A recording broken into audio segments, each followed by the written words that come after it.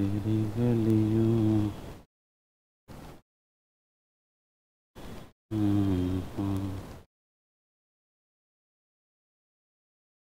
तेरी गलियों में। हेलो हेलो,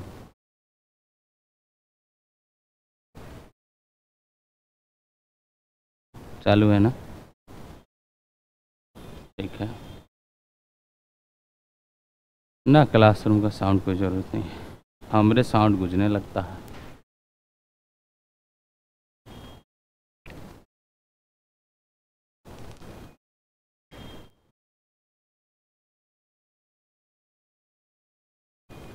लगा ही दीजिएगा बाहर से, लगा दीजिएगा बाहर से। बाद में कृष्णा को बोलिएगा पानी भेज देने के लिए 9 बजे 10 बजे करीब में। चलिए, तो सभी को नमस्कार है, प्रणाम है, सभी को गुड मॉर्निंग। क्या हाल चाल? तो जिस तरह बोला गया था कि आपका क्लास 2 अक्टूबर से स्टार्ट होगी, तो आज हम लोग आमने सामने हैं और फिजिक्स का जो इम्पोर्टेंट चैप्टर में से एक है यूनिट एंड डायमेंशन, यहाँ से एक आध क्वेश्चंस रहते हैं। तो हम लोग यूनिट एंड डायमेंशंस चैप्टर्स के क्वेश्चंस आपका क्या करेंगे, आज पढ़ेंगे, ठीक है ना? चलिए, तो देखिए, हम लोग जब यूनिट एंड डायमेंशंस की बात करेंगे तो क्या होने वाला है। अपना जो टॉपिक है, टॉपिक का नाम ही है कि इकाई और आयाम, ठीक है ना? बीमा आयाम नहीं बोलेंगे, इसको क्या बोलेंगे? बीमा बोलेंगे, है ना? ये आपका क्या है? बीमा। ये आपका है बीमा। ये क्या है आपका? बीमा है, ठीक है ना? आयाम एम्पलीट्यूड को बोलते हैं, बीमा है, ठीक है? ये आपका बीमा है।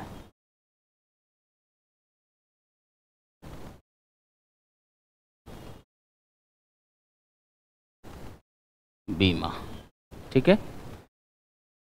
तो यूनिट एंड डायमेंशन में पहले हम लोग क्या करेंगे, देखिए, हम लोग का काम है पहले कि पढ़ने से यानी क्वेश्चन बनाने से पहले उसके कुछ उससे रिलेटेड, ताकि अपना क्वेश्चंस आसानी से बन जाए, उससे रिलेटेड हम लोग बात कर लेंगे, है ना?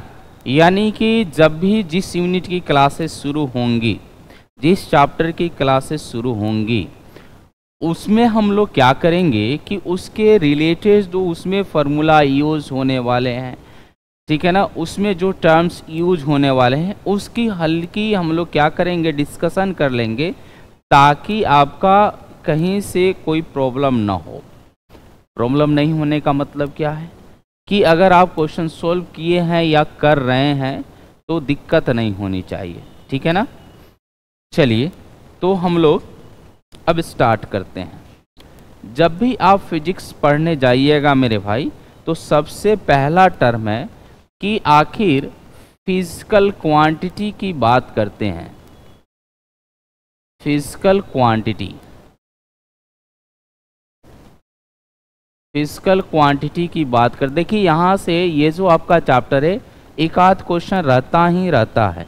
जब भी आप फिजिकल क्वांटिटी की बात करिएगा तो ये जो फिजिकल क्वांटिटी है, यानी सिंपल सा हम लोग फिजिकल क्वांटिटी डिफिनीशन के हिसाब से हम लोग ये बोलते हैं कि ऐसी क्वांटिटी जिसका मेजरमेंट किया जा सके, है ना, जिसका हम लोग मेजर वैल्यू बता सके, जिसे माप सके, तौल सके, वैसे क्वांटिटी को हम लोग बोलते हैं फिजिकल, यानी कि भौतिक राशि। ये क्या है आपका? भौतिक राशि है, ठीक है ना? क्या है? भौतिक राशि है। और ये जो भौतिक राशि है, इसको मापा या तौला जा सकता है। अब कोई बोले कि जैसे प्यार है, प्यार जो शब्द है वो इमोशंस है, और क्या प्यार को नापा तौला जा सकता है? तो बिल्कुल नहीं।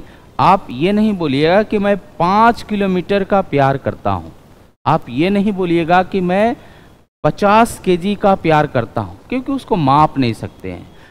जो भी इमोशन वाले वर्ड हैं वो कभी फिजिकल नहीं हो सकते हैं, फिजिकल क्वांटिटी नहीं होते हैं।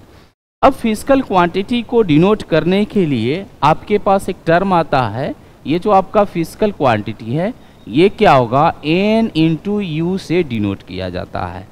क्या है भाई एन? एन है आपका न्यूमेरिकल वैल्यू, न्यूमेरिकल वैल्यू है। न्यूमेरिकल वैल्यू का मतलब है कि आपका संख्यात्मक मान है, ठीक है। और आपका ये क्या है, तो ये आपका उससे रिलेटेड, उस फिजिकल क्वांटिटी से रिलेटेड यूनिट है ना, ये मात्रक है। क्या है? उस फिजिकल क्वांटिटी से रिलेटेड ये मात्रक है। जैसे कि अगर आप मार्केट में जाते हैं और बोलते हैं कि नहीं मुझे आलू चाहिए, तो आप कहिएगा नहीं 5 दे दो, तो वो पूछेगा ना भाई 5 क्या, केजी, ग्राम क्या, तो आप बोलिए केजी में चाहिए। तो जो न्यूमेरिकल वैल्यू आपने रखा 5, उसके साथ क्या जोड़ा, तो यूनिट जोड़ा।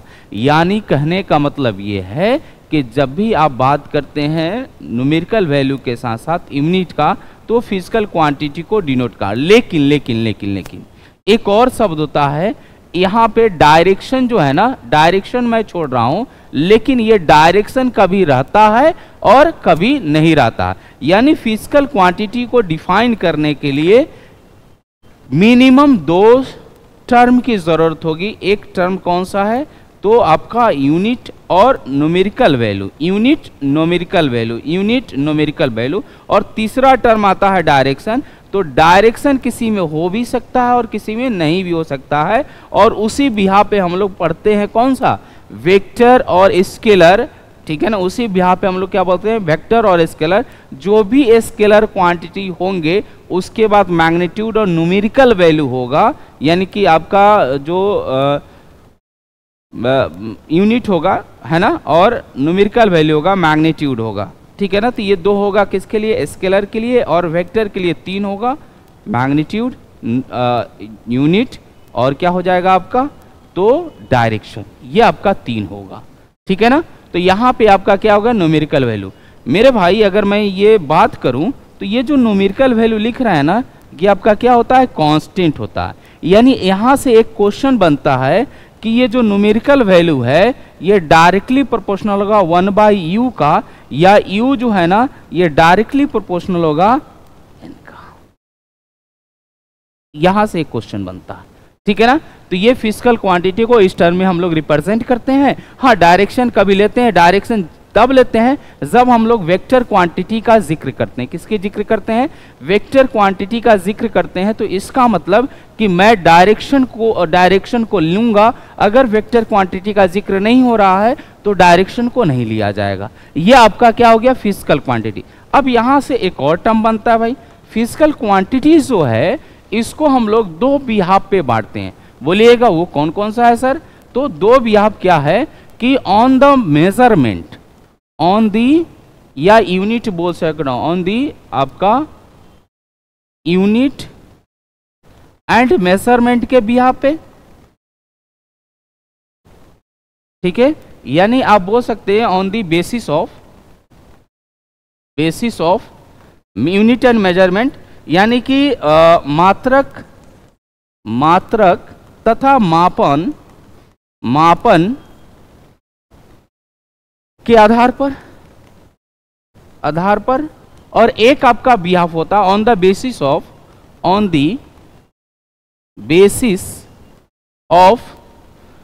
Magnitude and direction, magnitude and direction, यानी परिमाण तथा दिशा के आधार पर, परिमाण तथा दिशा के आधार पर, परिमाण तथा दिशा के आधार पर बांटा गया। जब भी आप बात करते हैं इसके आधार पे, तो मेरे भाई इसके आधार पे मैं बता दूं कि आपका एक फंडामेंटल फिजिकल क्वांटिटी होता है, फंडामेंटल पीक्यू होता है, यानी कि मूल भौतिक राशि, उसके बाद मेरे भाई अगला होता है डिराइव्ड फिजिकल क्वांटिटी।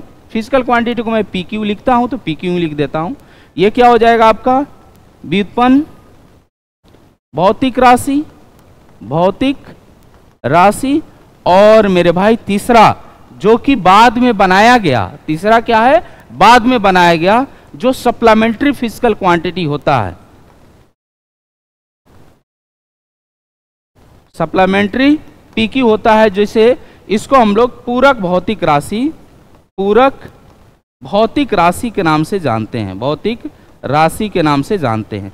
तो ये आपका किसके आधार पर हुआ मेरे भाई, तो on the basis of unit and measurement, यानी कि मात्रक और मापन के आधार पर ये हुआ। और उसके बाद आपका क्या हो जाएगा, यहां से सब क्वेश्चन इसमें है आपके, जो मैं क्वेश्चन डिस्कस करने वाला हूं तो ये सारा टॉपिक उसमें है, इसलिए मैं पहले आपको डिस्कस कर दे रहा हूं ताकि हमको भी ज्यादा परेशानी ना हो। अब इस पे आइएगा तो ये आपका 2 होता है, 2 नहीं, अगर आपके लेवल की बात की जाए तो 3 होता है ना। कौन कौन सा, तो एक आपका स्केलर होता है, स्केलर फिजिकल क्वांटिटी, यानी आपका स्केलर जो आपका अदिश है, अदिश भौतिक राशि जो है, अदिश आपका भौतिक राशि जो है ये होगा भौतिक राशि,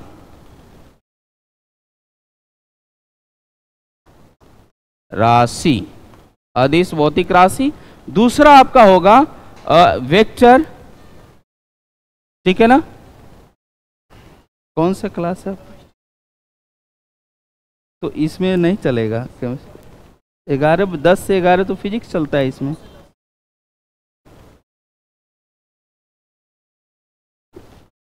इसमें तो क्लास चल रहा है, 1 मिनट बैठिए, हम डिस्कस कर लेते हैं उनसे। नासिर जी के बोले हैं वेक्टर आपका फिजिकल क्वांटिटी, यानी आपका सदिश जो राशि है ये होगा। और एक और होता है मेरे भाई, वो कौन सा होगा आपका, तो वो होगा आपका टेंसर क्वांटिटी, टेंसर क्वांटिटी। हालांकि ये आपका जो 11th-12th लेवल का है उस पे नहीं पढ़ना है, आपका टेंसर क्वांटिटी होगा, जिसे आप बोलिएगा जो टेंसर राशि है, टेंसर जो राशि है ये आपका होगा, है ना।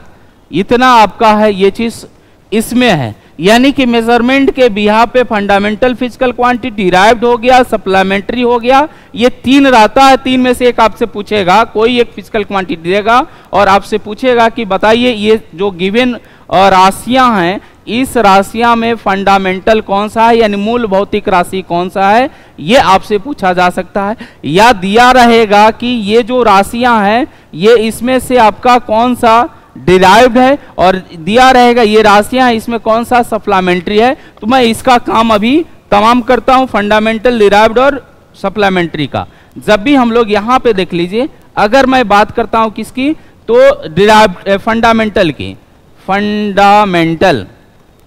फंडामेंटल की अगर हम बात करते हैं तो फंडामेंटल PQ जो भौतिक राशि होती है, यानी कि मूल जो भौतिक राशि होती है, मूल भौतिक राशि जो होती है ये आपका 7 होता है। मूल भौतिक राशि का मतलब क्या है कि वैसे राशियां जो किसी दूसरे पे निर्भर नहीं करता हो, independent from each other, independent from other, दूसरे पे निर्भर नहीं करता हो। फॉर एग्जाम्पल जैसे अपना गार्जियन है जो अपने घर का जो डिसाइड करते हैं सारी बातें, वो किसी पे डिपेंडेंट नहीं है, वो अपने हिसाब से डिसाइड, लेकिन आपका डिसीजन आपके पेरेंट्स के ऊपर रहता है, अगर वो जो डिसाइड करके देंगे आपको करना पड़ेगा। तो आप हो गए डिराइव, और जो पेरेंट्स है वो क्या हो जाएंगे, वो फंडामेंटल हो जाएंगे, मूल हो जाएंगे, है ना।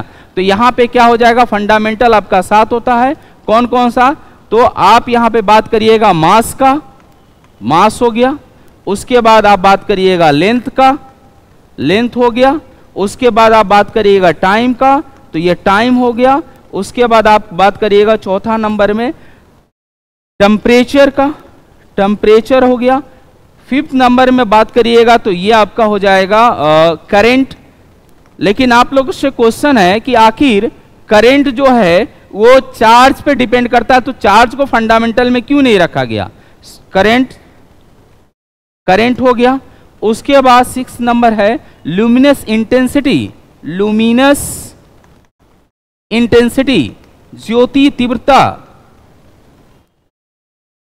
इंटेंसिटी ज्योति तीव्रता। और उसके बाद आपका हो गया 6 में amount of substance, amount of substance, ठीक है। यानी अमाउंट ऑफ सबस्टांस कहने का मतलब ये है कि आपका जो अमाउंट ऑफ सबस्टांस यानी कि पदार्थ की मात्रा, पदार्थ की मात्रा, और ये आपका हो जाएगा लुमिनस इंटेंसिटी को हम लोग ज्योति तीव्रता लिखते हैं। इसको क्या लिखते हैं? ज्योति तीव्रता। लुमिनस इंटेंसिटी को ज्योति तीव्रता, ठीक है। उसके बाद आपका करंट क्या हो जाएगा? विद्युत धारा हो जाएगा। विद्युत धारा ये भी है, लेकिन यहां मेरा एक क्वेश्चन है, आपका द्रव्यमान हो गया, इसको भार मत बोलिएगा, द्रव्यमान और भार में बहुत अंतर है। द्रव्यमान हो गया और उसके बाद आपका क्या हो गया? लंबाई हो गया, है ना, लंबाई हो गया। उसके बाद क्या हो गया? आपका टाइम, समय हो गया। और यहां पे टेम्परेचर यानी तापमान होता है, तापमान होता है, ठीक है ना। ये आपके 7 कौन से हैं? तो 7 फंडामेंटल फिजिकल क्वांटिटी है, इसको याद रखना, ये पूछा जा सकता है।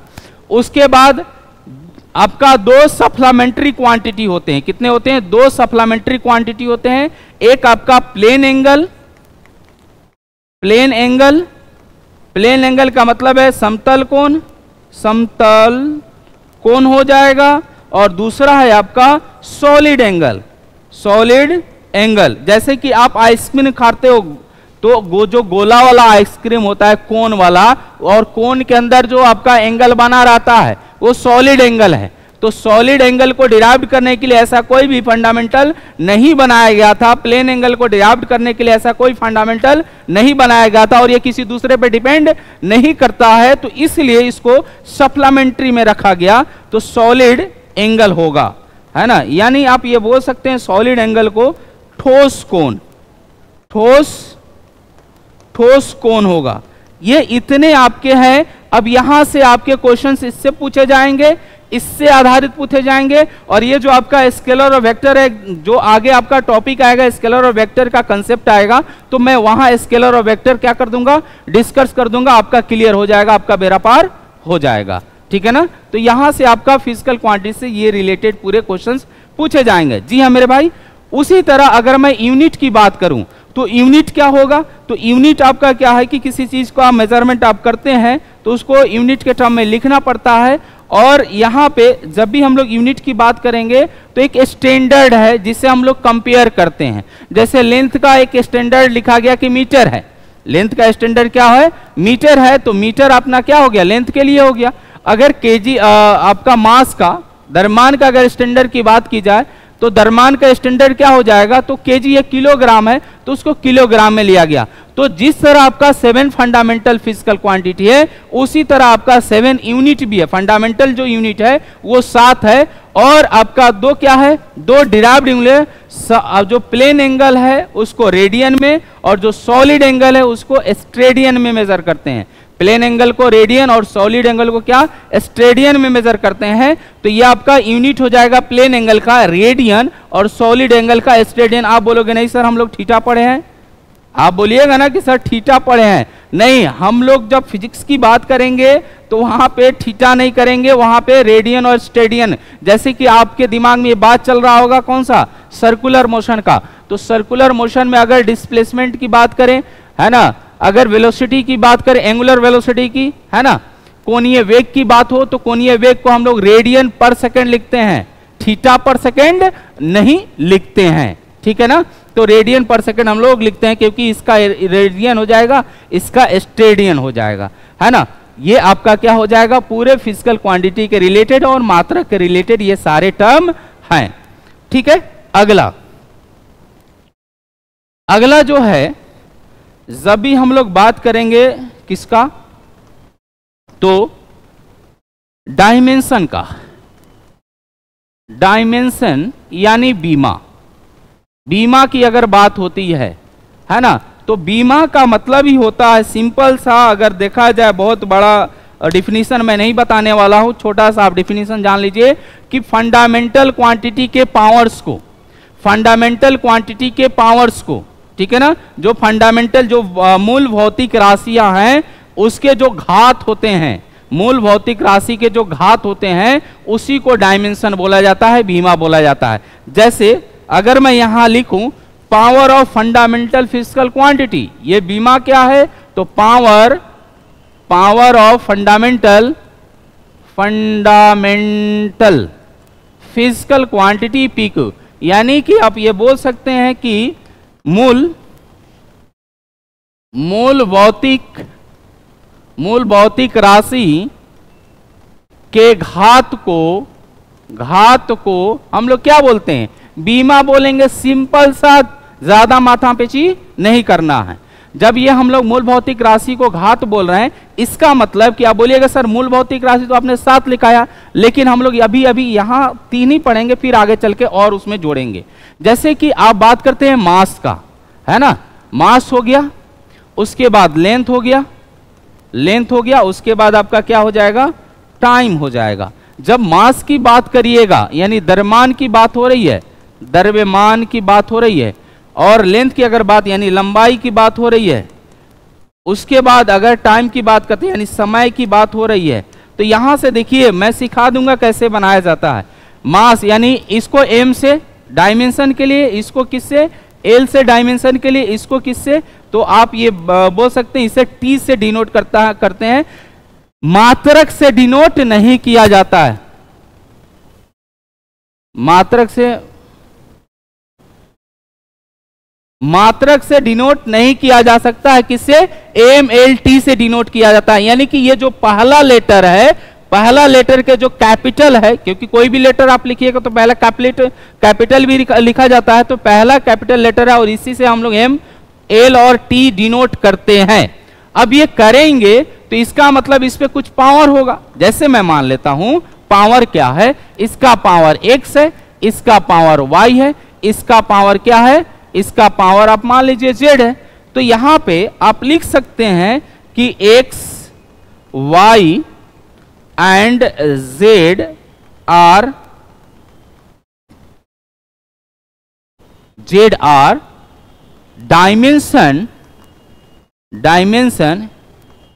Dimension of mass, length and time. ये क्या है आपका, इसका, यानी आप हिंदी में इसको लिखना चाहें तो बड़े प्यार से लिख सकते हैं एक्स वाई जेड दरमान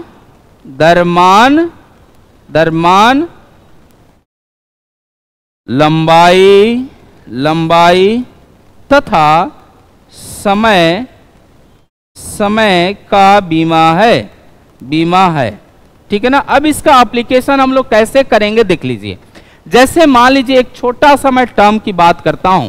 छोटा सा टर्म क्या है कि आप एरिया की बात करिए, एरिया यानी कि क्षेत्रफल की बात हो रही है, क्षेत्रफल क्या होता है, तो क्षेत्रफल की अगर आप बात करते हैं तो आप बोलिएगा कि गुरुजी क्षेत्रफल जो होता है वो आपका क्या हो जाएगा, L इंटू बी लिख लीजिए, लेंथ इंटू ब्रेथ लिख लीजिए। यहां से अगर L इंटू बी लिखिएगा तो देखिए कि L किसके लिए, लंबाई के लिए, और जो ब्रेथ है, चौड़ाई है, वो भी क्या है, एक लेंथ ही है। तो ये दोनों लेंथ है, तो इसका मतलब कि हमको कितना बार यूज किया गया है, तो एक बार लेंथ में, एक बार आपका ब्रेथ में, यानी कि लंबाई और चौड़ाई में, तो 2 बार L को यूज किया गया। तो L लिखिएगा तो ये कितना हो जाएगा, इसका पावर 1, इसका पावर 1। अगर आपका बेस सेम हो तो घात क्या होता है, जुड़ जाता है। आधार सेम होता है तो घात क्या होता है, जुड़ता है। यानी ये कितना हो जाएगा, L के पावर 2 हो जाएगा। और इसके लिए अगर आप लिखना चाहते हैं अच्छे तरीके से तो M0 L2 T0 हो जाएगा। और इसी को हम लोग बोलते हैं डायमेंशन फॉर्मूला, डायमेंशन फॉर्मूला। इसको क्या बोलते हैं, डायमेंशन फॉर्मूला बोलते हैं। डायमेंशन, एक मिनट, इसको हम लोग डायमेंशन फॉर्मूला बोलते हैं, ठीक है। डायमेंशन फॉर्मूला यानी डायमेंशन फॉर्मूला की अगर बात करें यानी कि बीमीय सूत्र की बात होती है। क्या है ये, बीमीय सूत्र है। ये है आपका बीमीय सूत्र है, ठीक है ना, बीमीय सूत्र की बात हो रही है। तो ये किसकी बीमीय सूत्र हो गई? तो ये एरिया की बीमीय सूत्र हो गई। ठीक है, ये किसकी बात हो गई? तो ये एरिया की बीमीय सूत्र हो गई। जी हां, फिर उसी तरह, ठीक जिस तरह हम लोग ये लिखे हैं उसी तरह अगर मैं बात करूं किसकी, तो यहां पे आयतन यानी वॉल्यूम की बात हो रही है। जी हाँ मेरे भाई, वॉल्यूम क्या होगा इसकी हम लोग बात करेंगे। तो जब भी हम लोग वॉल्यूम की बात करेंगे यानी आयतन की बात होगी, तो आयतन क्या हो जाएगा? आयतन आप लिखते हैं L into B into H, लंबाई गुने चौड़ाई गुने ऊंचाई। तो लंबाई गुने चौड़ाई गुने ऊंचाई, ये तीनों क्या है? तीनों लेंथ है। तो तीनों लेंथ है तो क्या हो जाएगा? L L L L के पावर 3 हो जाएगा। और इसको अगर डायमेंशन फॉर्म इस तरह भी लिखते हैं तो ठीक है। अगर आप इसको सजाना चाहते हैं और सजाकर अपने मन मंदिर में बैठाना चाहते हैं तो L M0 L3 T0 हो जाएगा। ये आपका किसका है? तो वॉल्यूम का बीमीय सूत्र है। किसका है? वॉल्यूम का बीमीय सूत्र है। अब यहां से बात आती है कि आप एक बात बताइए, डेंसिटी का क्या होता है? डेंसिटी का क्या होता है? डेंसिटी का मतलब होता है घनत्व। घनत्व क्या होता है जी? यानी घनत्व का अगर बात करते हैं तो ये दिखाएगा कि किसी यूनिट वॉल्यूम में नंबर ऑफ पार्टिकल्स या नंबर ऑफ जो आप बोल सकते हैं, अगर हर नंबर ऑफ पार्टिकल्स ही बोल सकते हैं तो नंबर ऑफ पार्टिकल्स कितना है वो उतनी डेंसिटी बताएगी। जैसे आप जाते हैं कहीं घूमने तो आप बोलते हैं कि ये जंगल जो है डेंस्ड है, तो आप किस आधार पर बोल रहे हैं? नंबर ऑफ ट्रीज जो है, नंबर ऑफ जो प्लैनेट्स है उसमें सबसे ज्यादा है, तो इसका मतलब डेंस, यानी उस पार्टिकुलर एरिया में सबसे ज्यादा पेड़ पौधे हैं, तो उसके बिहाफ पे आप बोलते हैं कि ये डेंस जंगल है ना, डेंस फॉरेस्ट है। और अगर आपका डेंस कम यानी कि अलग अलग जो पेड़ पौधे रहते हैं तो वहां बोलते हैं कि ये भाई जो फॉरेस्ट है उतना डेंस नहीं है। तो ये नंबर ऑफ पार्टिकल्स पे डिफाइन होता है। लोग बोल देता है मास पर यूनिट वॉल्यूम ही डेंसिटी होता है, लेकिन उसको अगर अंदर तक आप जाइएगा तो वहां पे number of particles per unit आपका वॉल्यूम हो जाएगा। जैसे आप क्लासरूम में बैठे हैं, आपके क्लासरूम में बैठने का जगह है 50 लड़के का और मैं उसमें 100 लड़का बैठा दूं तो आप बोलिएगा क्लासरूम पूरे डेंस्ड हो गया है। जैसे बोला जाता है कि दिल्ली की डेंसिटी बहुत ज्यादा है, जो पॉपुलेशन डेंसिटी है बहुत ज्यादा है, तो क्या है उस पार्टिकुलर वॉल्यूम में नंबर ऑफ पीपल्स जो है, नंबर ऑफ व्यक्ति जो है वो क्या है अधिक है, तो उसकी डेंसिटी क्या हो गई? ज्यादा हो गई। तो कहीं ना कहीं आपसे बात यही करा जाएगा डेंसिटी के टर्म में कि नंबर ऑफ पार्टिकल्स जो है या नंबर ऑफ मॉलिक्यूल्स जो है अगर ज्यादा होता है तो डेंसिटी ज्यादा होगा, अगर नंबर ऑफ मॉलिक्यूल्स पार्टिकल यानी यूनिट वॉल्यूम में कम होता है तो डेंसिटी क्या हो जाएगा? कम हो जाएगा। यानी डेंसिटी हम लोग सीधा सी मास बाई वॉल्यूम से हम लोग बात कर सकते हैं। अब कोई बोले कि नहीं आप इसका क्या निकालिए, इसका आप बीमा निकालिए, तो जब बीमा निकालिएगा इसका तो क्या होगा? बीमा तो बीमा निकालिएगा, यहां पे बीमा के लिए आप मास का बीमा क्या लिखिएगा? M1 और वॉल्यूम का बीमा क्या लिखिएगा? L3। जी हां, अब ये जो L3 है 3 पावर है, ऊपर जाएगा तो माइनस हो जाएगा, इसका मतलब कि M1 L-3 होगा और इसको सजा कर लिखना चाहिएगा तो M1 L-3 और T क्या हो जाएगा? 0 हो जाएगा। तो ये है आपके डायमेंशन, ऐसे निकाला जाता है, डायमेंशन हम लोग ऐसे निकालते हैं। अब यहां पे हम लोग बात करेंगे डायमेंशन एनालिसिस का, जो सबसे इंपॉर्टेंट है। आपने तो डायमेंशन निकालना सीख गया, अब आपको क्या निकालना है? आपको बताना है कि इसका डायमेंशन एनालिसिस में हम लोग कैसे डायमेंशन का यूज करते हैं, उसको एनालिसिस कैसे करेंगे, ये सारा चीज अगला टॉपिक, और ये आपका लास्ट होगा। देखिए 1 मिनट रुक जाइए, थोड़ा सा पता कर लेने दीजिए।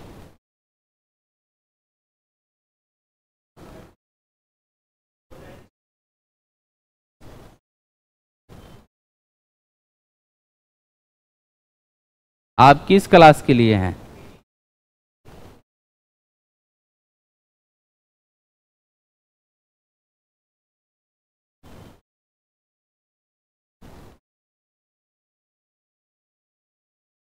संजीव सर के पढ़ा रहे हैं।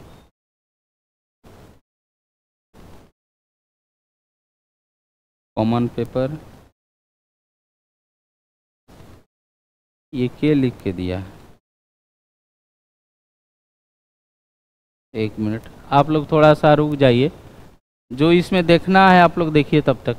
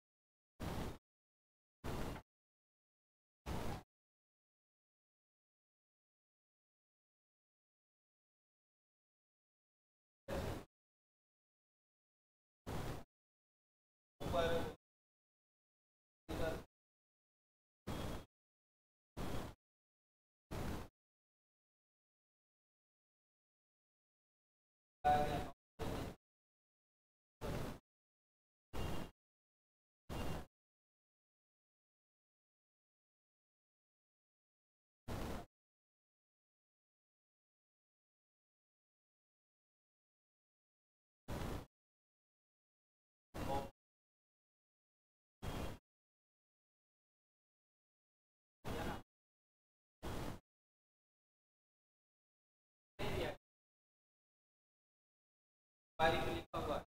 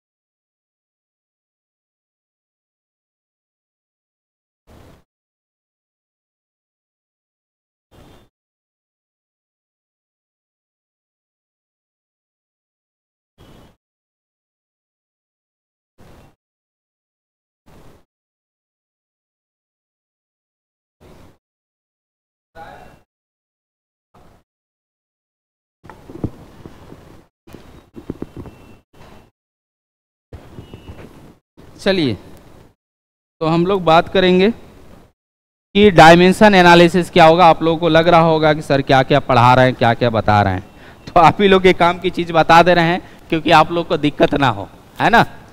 ठीक है, कोई दिक्कत, कोई तकलीफ नहीं ना। चलिए, थोड़ा सा केमिस्ट्री वाले बच्चे आ गए थे, उनका क्लासरूम इसी में बताया गया था, जिसकी वजह से थोड़ा सा डिस्टरबेंस हुआ। फिर हम लोग बात करेंगे। चलिए, अगला है कि हम लोग बात करेंगे डायमेंशन एनालिसिस का।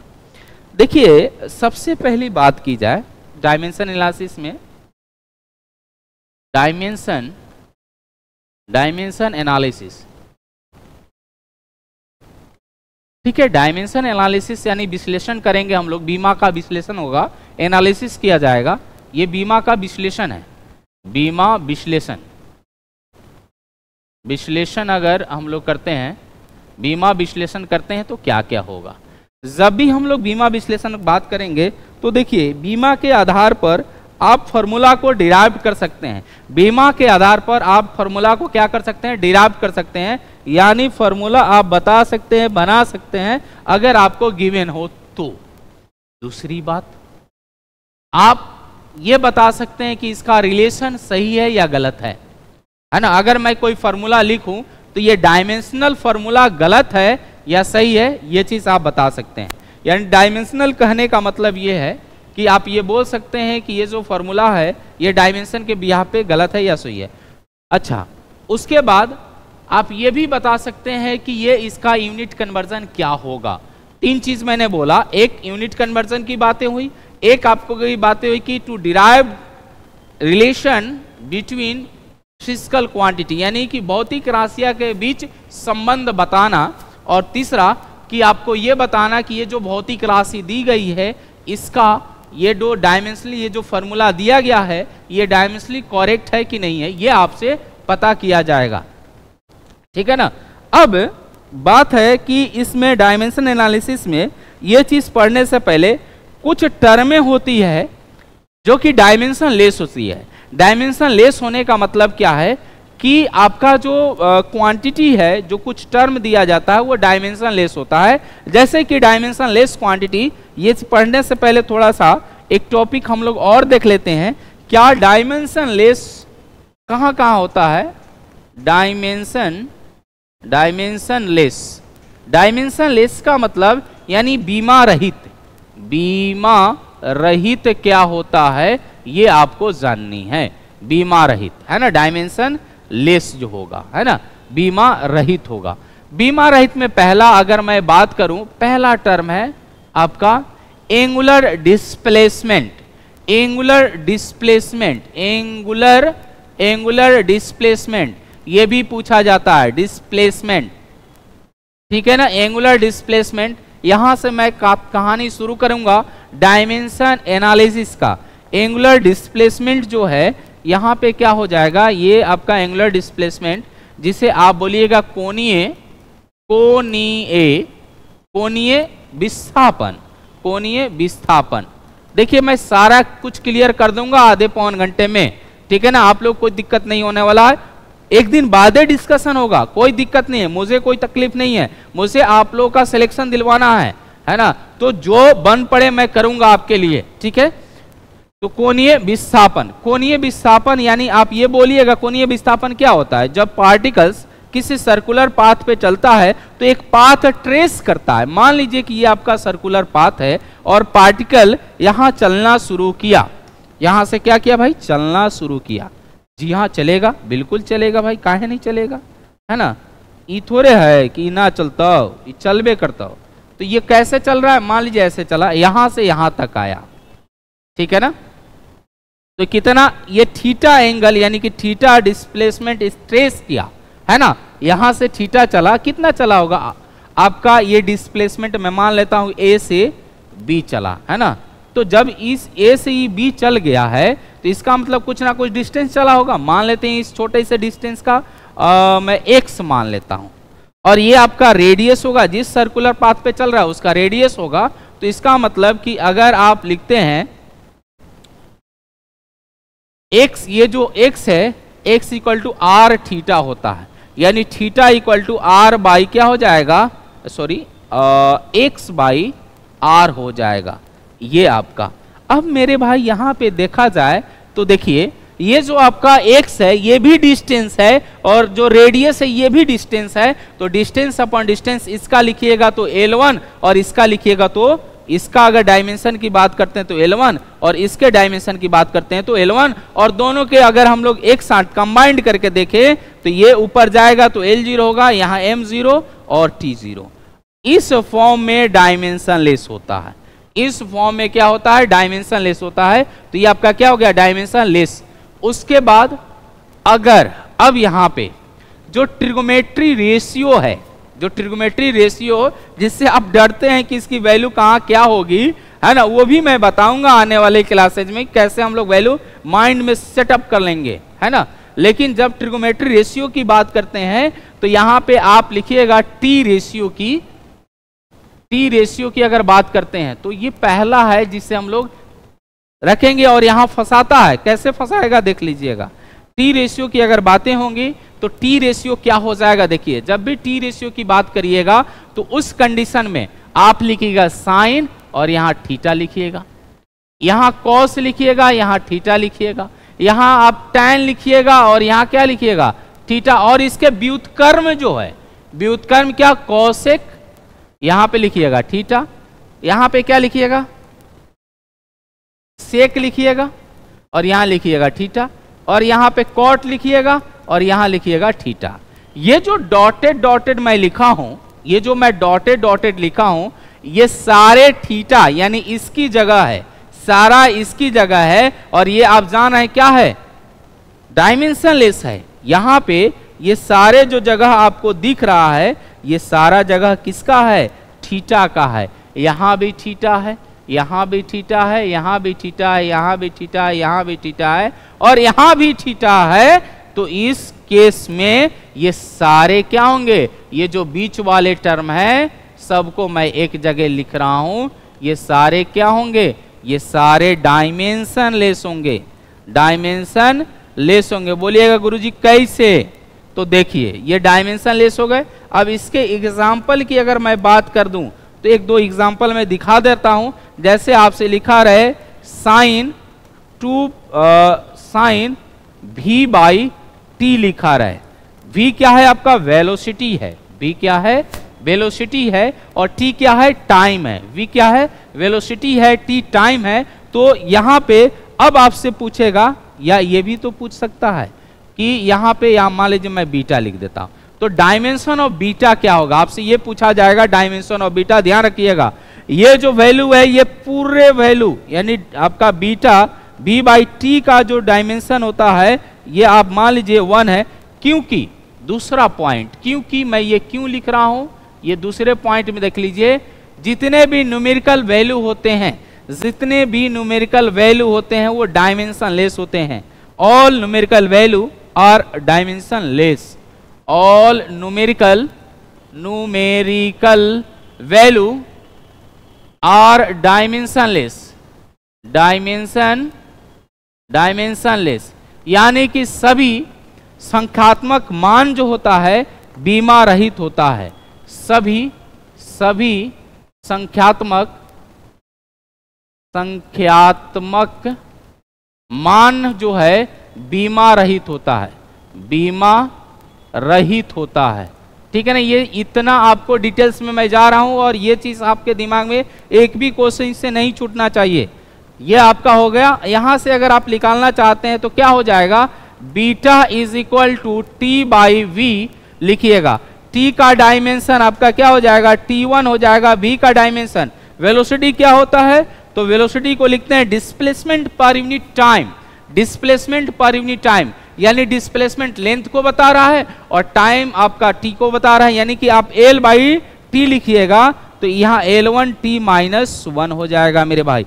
अब ये सारे ऊपर भेज दीजिए, तो ये सारे ऊपर भेजिएगा तो L1 माइनस में और t आपका माइनस, ये प्लस हो जाएगा, ये आपका प्लस हो जाएगा, ऊपर प्लस ही है तो ये हो जाएगा 2 और यह हो जाएगा 0। तो ये आपका डायमेंशन ऑफ बीटा आ गया। इस तरह से डायमेंशन निकलवाया जाएगा, इस तरह से क्या किया जाएगा, डायमेंशन को फाइंड आउट करवाया जाएगा। ठीक है ना, तो ये आपके कुछ डायमेंशन, जिसे डायमेंशन लेस क्वांटिटी की बात करते हैं, तो इस तरह आपको डायमेंशन। अब यहाँ पे जैसे कि लॉगरिथमिक फंक्शन है, लॉग वाले फंक्शन है, तो लॉग आपका यहाँ पे लिखा रहे, तीसरा मैं यहाँ पे लिख रहा हूँ, तीसरा मैं लिख रहा हूँ, ध्यान से देखिए, हर एक पॉइंट आपके लिए इंपॉर्टेंट है। तीसरा मैं निचोड़ ही बता रहा हूं। अगर आपका लॉगरिथम फंक्शन है, लॉग वाला है, तो यहां पे अगर ऐसे लिखा रहे लॉग ए का मतलब क्या है कि ये यहां पे न्यूमेरिकल ए क्या है, न्यूमेरिकल वैल्यू है, तो ये भी डायमेंशन लेस होगा। न्यूमेरिकल वैल्यू है तो ये भी क्या हो जाएगा, डायमेंशन लेस हो जाएगा। इसको भी ध्यान में रखना, ये सारे एग्जाम्पल से क्वेश्चंस पूछे जाएंगे, ये सारे जो डायमेंशन लेस है आपको निकालना पड़ेगा। ठीक है ना, उसके बाद अगला अगर मैं बात करूं तो जितने भी टर्म होते हैं, अगर आप टर्म को जोड़े चाहे घटाए, जैसे मान लीजिए यहां पे आप जानते हैं इक्वेशन ऑफ मोशन को, बिल्कुल बोलिएगा हाँ बिल्कुल सर मैं जानता हूं। इक्वेशन ऑफ मोशन क्या होता है, तो आप लिखिएगा s बराबर ut plus half at square, s बराबर ut plus half at square. जी हाँ मेरे भाई, यहां पे अगर आप चीज ये देख रहे हैं तो ये आपका क्या है, टर्म है, ये टर्म है, और ये आपका क्या है, फर्स्ट टर्म है, ये फर्स्ट टर्म है, और ये क्या है आपका सेकेंड टर्म है। अगर ये जो है आपका इसका डायमेंशन इस दोनों टर्म के डायमेंशन का, दोनों टर्म कहने का मतलब इसका डायमेंशन फर्स्ट टर्म के बराबर होगा और इसका डायमेंशन सेकेंड टर्म के बराबर होगा। लेकिन ये दोनों टर्म दिया गया, ध्यान से सुनिएगा, ये दोनों टर्म दिया गया, तो ये दोनों टर्म का dimension of first term is equal to dimension of क्या हो जाएगा, सेकेंड टर्म हो जाएगा। ये आपका होता है, यानी जितना टर्म प्लस हो या माइनस हो, जितना टर्म होता है ना उसका डायमेंशन सेम होता है। अभी इसी पे मैं प्रूफ करके दिखाऊंगा। और बराबर होगा किसके, तो ये आपका मान लीजिए LHS में है, LHS में है, और ये क्या है, RHS में है, तो LHS में बराबर RHS होगा, और यही होता है। अगर ये प्रूफ हो जाए LHS का डायमेंशन RHS के बराबर है, तो इसका मतलब कि जो डायमेंशन है, जो फॉर्मूला आपको दिया गया है वो फॉर्मूला डायमेंशनली करेक्ट है। अगर ऐसा नहीं होता है तो फॉर्मूला क्या हो जाएगा, वो डायमेंशनली इनकरेक्ट होगा, और इसी को समरूपता का सिद्धांत बोलते हैं, प्रिंसिपल ऑफ होमोजेनिटी बोलते हैं। प्रिंसिपल ऑफ होमोजेनिटी ये बोलता है कि अगर आप किसी की डायमेंशन निकाल रहे हैं तो dimension of left side is equal to dimension of right side हो जाए, तो वो उसका क्या हो जाएगा, वो डायमेंशनली करेक्ट होगा। और आपका प्रिंसिपल ऑफ होमोजेनिटी के बिहार पे ही हम लोग बोलते हैं कि डायमेंशनली करेक्ट है कि नहीं है। अगर प्रिंसिपल ऑफ होमोजेनिटी को फॉलो करता है तो डायमेंशनली करेक्ट है, अगर फॉलो नहीं करता है तो डायमेंशनली क्या हो जाएगा, इनकरेक्ट हो जाएगा। तो यहाँ पे अगर ये फॉलो कर रहा है, इसका मतलब कि ये आपका जो LHS है और ये पूरा टर्म क्या है, RHS है। तो यहाँ पे आप लिख सकते हैं LHS का टर्म जो है ये आपका, मान लीजिए टर्म मैं ही सिर्फ लिखा हूं, टर्म जो है इसका डायमेंशन किसके बराबर, इसका डायमेंशन किसके बराबर, तो इसका डायमेंशन ये फर्स्ट टर्म हो गया और ये क्या हो जाएगा, टर्म हो गया, और ये आपका प्लस में ये प्लस तो नहीं लिखेंगे, यहाँ पे क्या लिखेंगे, ये बराबर होगा सेकेंड टर्म के। ये आप कर सकते हैं। क्यों बराबर होता है, तो देखिए ये दोनों टर्म को जोड़ते हैं, तो यहाँ पे बराबर होने का मतलब ये है कि आपसे अगर बोला जाए कि आप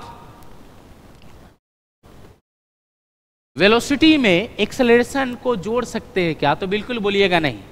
वेलोसिटी है, एक्सेशन है, तो आप वेलोसिटी में एक्सेशन को डायरेक्ट जोड़ नहीं सकते हैं। यानी कि वेलोसिटी और एक्सेशन की बीमा को बराबर करना होगा तभी जुटेगा।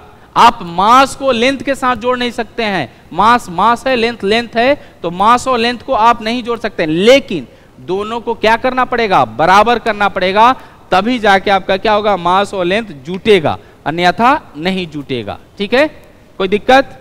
चलिए, तो यहां पे फर्स्ट टर्म और सेकंड टर्म, अब यहां पे मैं प्रूफ कर देता हूं। जैसे मान लीजिए ये फर्स्ट टर्म की बात करें तो यूटी का डायमेंशन क्या हो जाएगा मेरे भाई, यूटी की डायमेंशन की बात करते हैं, यूटी की बीमा की बात करते हैं, तो यू का बीमा क्या हो जाएगा, मीटर पर सेकंड, यानी कि आपका यू जो है वेग है, विस्थापन अपॉन क्या हो जाएगा, टाइम हो जाएगा। तो ये आपका L1t-1 आप लिखिएगा, साथ ही साथ क्या लिखिएगा, तो ये आपका T1 हो जाएगा। तो यहाँ पे अगर आप दोनों के डायमेंशन को जोड़ते हैं तो L1t-T0 हो जाएगा, क्या हो जाएगा, T0 हो जाएगा। उसके बाद इस वाले सेकेंड टर्म, ये तो फर्स्ट टर्म है मेरे भाई, ये फर्स्ट टर्म है। सेकेंड टर्म की बात करते हैं, सेकेंड टर्म की अगर बात करते हैं तो सेकेंड टर्म क्या हो जाएगा, सेकेंड टर्म आपका AT² होगा, कहीं भी आप चेक कर लीजिएगा यही चीज दिखता है, AT² होगा। AT² की अगर बात करते हैं तो इसका अगर बीमा निकालते हैं, बीमा क्या हो जाएगा, तो बीमा हो जाएगा आपका, बीमा एक्सेशन का बीमा, एक्सेशन क्या होता है, वेलोसिटी पर यूनिट टाइम होता है, change in velocity per unit time होता है। तो जब चेंज यानी वेलोसिटी कहीं तो चेंज है, आप किसी का अगर आप बोलिएगा कि 5 आम में से 2 आम हमने खा गया तो कितना बचा, तो आप थोड़े बोलिएगा 3 इमली बच गया, आप बोलिएगा कि 3 आम ही तो बचा है, यानी यूनिट आपने तो सेम ही बताया, यानी आम ही तो लिख रहा है। तो यहाँ पे क्या हो जाएगा, वेलोसिटी का आप लिखिएगा तो L1t-1 और नीचे आपका टाइम साथ ही में दिया हुआ है, ये इसका T1 हो जाएगा। इंटू में आपका क्या है, तो T² है, तो T के पावर क्या हो जाएगा, T के पावर 2 हो जाएगा। इसको करिएगा तो क्या हो जाएगा, L1t-2 T1 2 हो जाएगा, L1t0 हो जाएगा, m यहाँ 0 कर लीजिए, ये बन गया। देखिए मेरे भाई, अगर मैं फर्स्ट टर्म की बात करूं और सेकेंड टर्म की बात करूं तो ये दोनों का डायमेंशन सेम आ रहा है कि नहीं, तो बोलिएगा जी हाँ सर बिल्कुल सेम आ रहा है। इसका मतलब कि फर्स्ट टर्म का डायमेंशन और सेकेंड टर्म का डायमेंशन सेम आया, इसलिए इस दोनों टर्म को आपस में जोड़ा गया है। अगर ऐसा नहीं होता तो हम लोग टर्म को क्या करते, नहीं जोड़ते। ठीक है ना। अब ये आपका आ गया, उसके बाद देखिए, उसके बाद आगे चलते हैं। अब यहाँ पे आपका LHS और RHS ये भी मैं दिखा दे रहा हूं कैसे होगा। तो जब LHS और RHS लीजिएगा तो यहाँ पे अगर ये करेक्ट है, ये करेक्ट वाला भी हम चेक करा दे रहे हैं, अगर ये करेक्ट है तो LHS बराबर RHS, और RHS में 2 टर्म है तो कोई एक टर्म आप उठा लीजिए, इस दोनों का क्या होगा, डायमेंशन सेम होना चाहिए। तो S का डायमेंशन, S क्या है आपका, विस्थापन है, तो विस्थापन S का डायमेंशन क्या होगा, L1t0 और इधर m0, ये आपका हो जाएगा S का डायमेंशन। अब देखिए ये दोनों, पहला टर्म लीजिए, दूसरा टर्म लीजिए, दोनों का डायमेंशन क्या होगा, यानी LHS बराबर RHS हो जाएगा, यानी डायमेंशन ऑफ LHS बराबर डायमेंशन ऑफ, उधर स्विच ऑफ है, गूंज रहा है इसमें आवाज।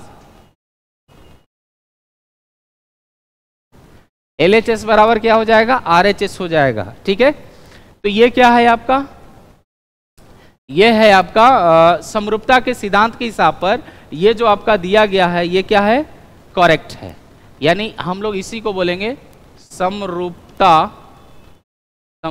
का सिद्धांत।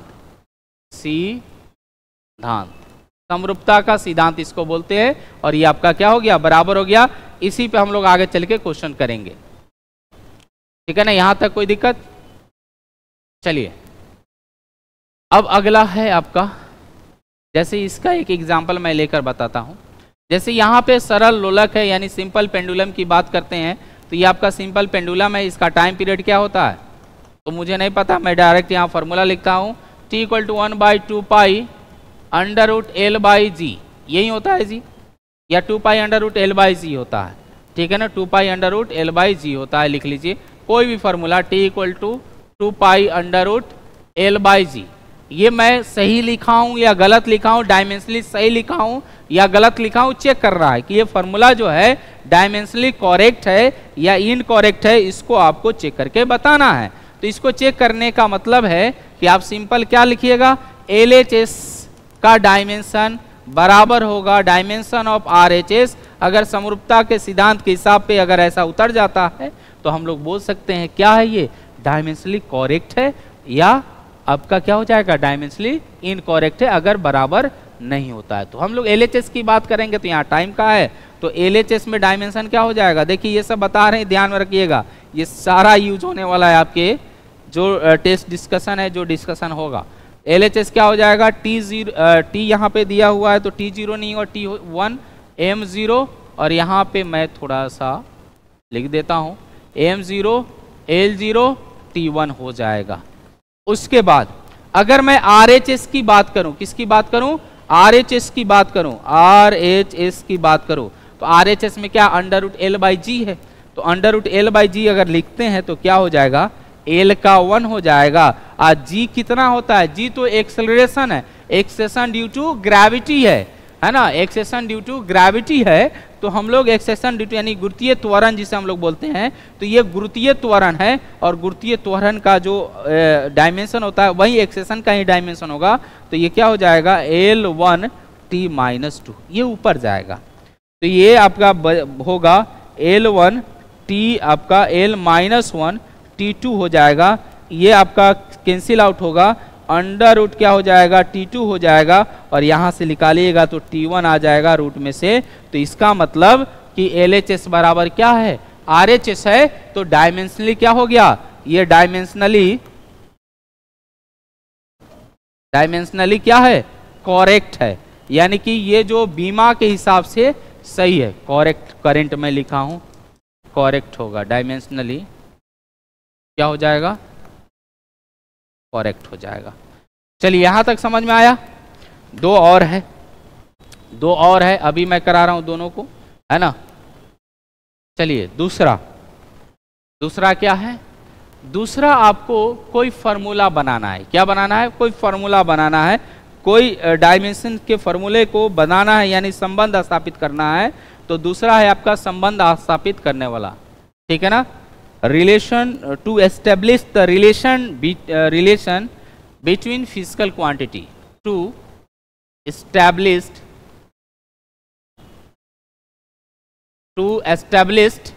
relation between two physical quantity,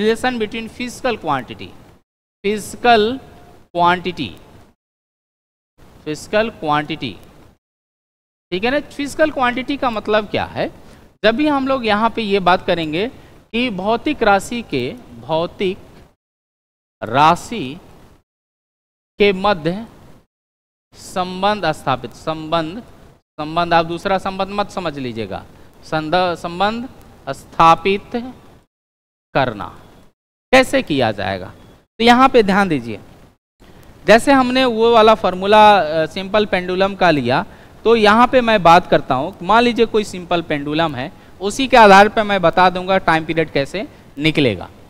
कोई सिंपल पेंडुलम है, मान लीजिए कि ये आपका सिंपल पेंडुलम है, ये स्ट्रिंग है L, जिसकी ये स्ट्रिंग की लंबाई जो है L है, और ये बॉब का मास जो है M है, और ये आपका जो नीचे है, क्योंकि ये आपका टूटेगा तो G पे भी डिपेंड करेगा, एक्सेशन ड्यू टू ग्रेविटी भी करेगा।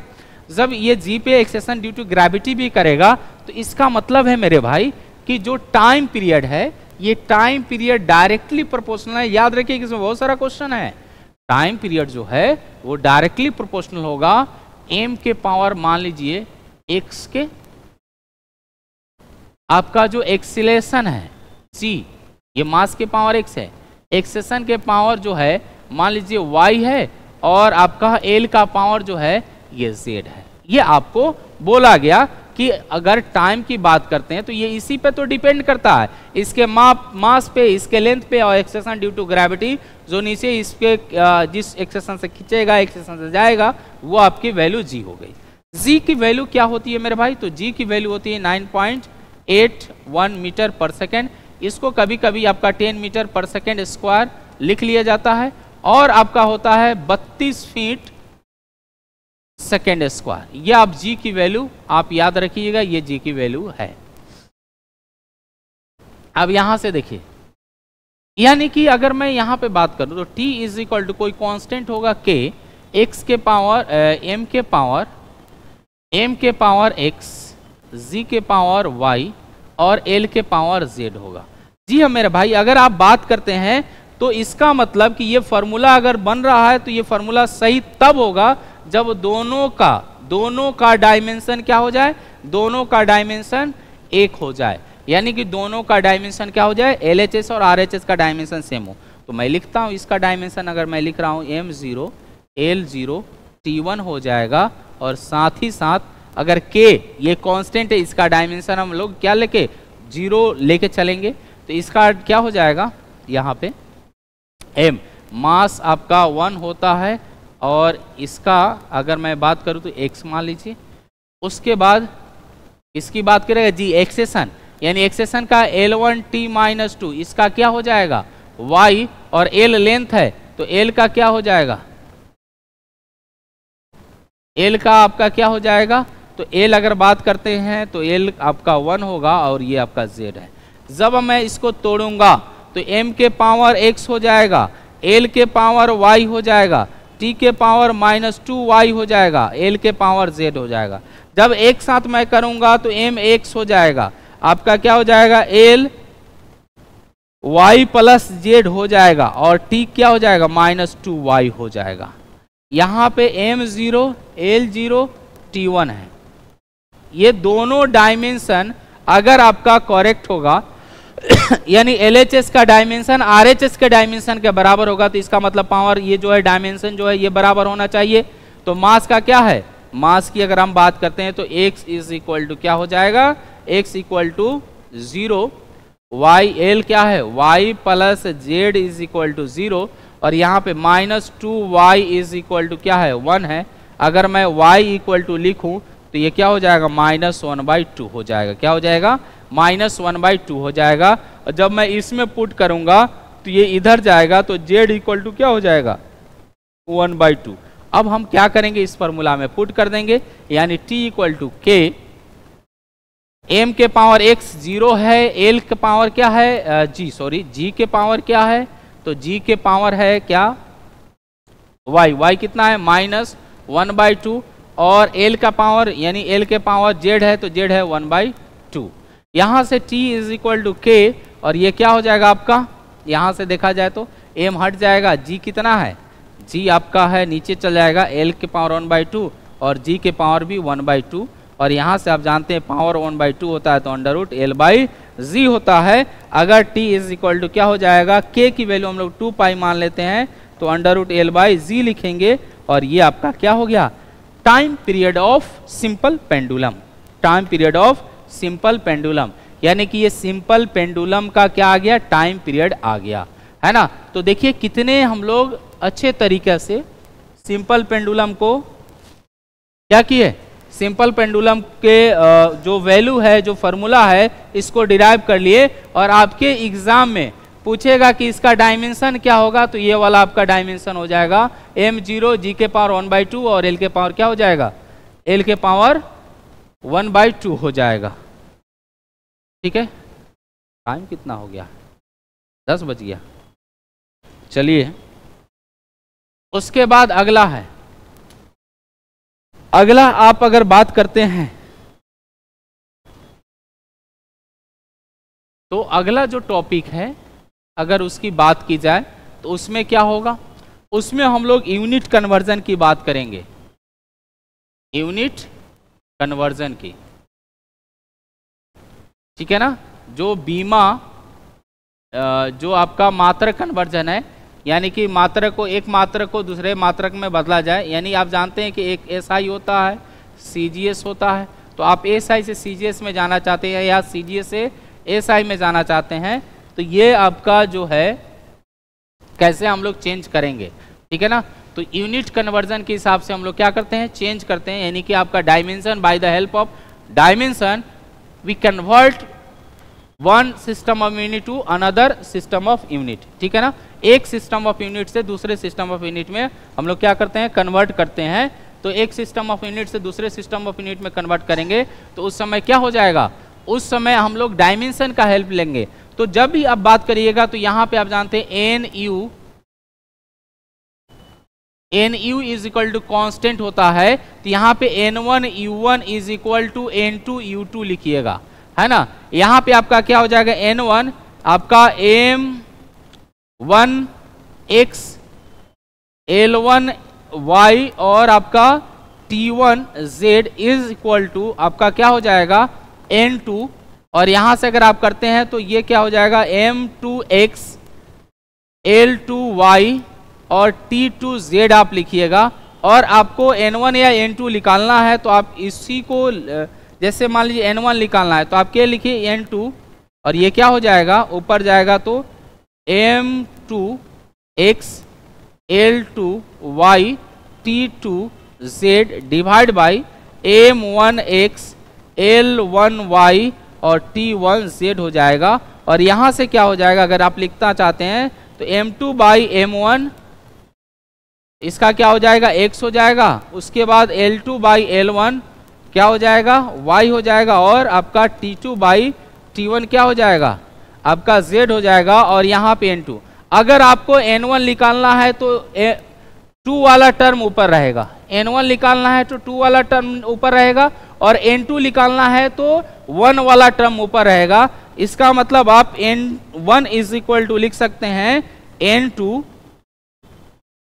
M2 बाई M1 के पावर X, उसके बाद L2 बाई L1 के पावर Y, और उसके बाद T2 बाई T1 के पावर Z हो जाएगा। ये तो N1 के लिए हो गया। अगर आप N2 के लिए निकालना चाहते हैं, N2 वैल्यू निकालना चाहते हैं, तो ये N1 M1 बाई M2 के पावर X, उसके बाद L1 बाई L2 के पावर Y और T1 बाई T2 के पावर Z हो जाएगा।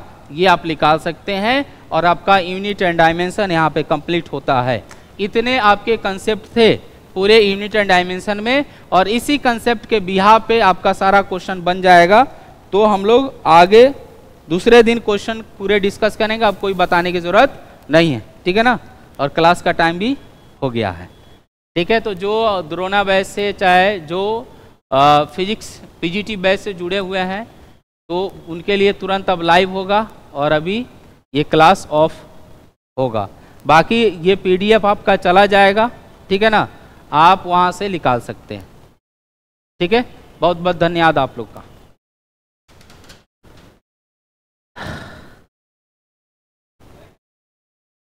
नहीं, ये प्रैक्टिस बैच का है। हाँ, 499।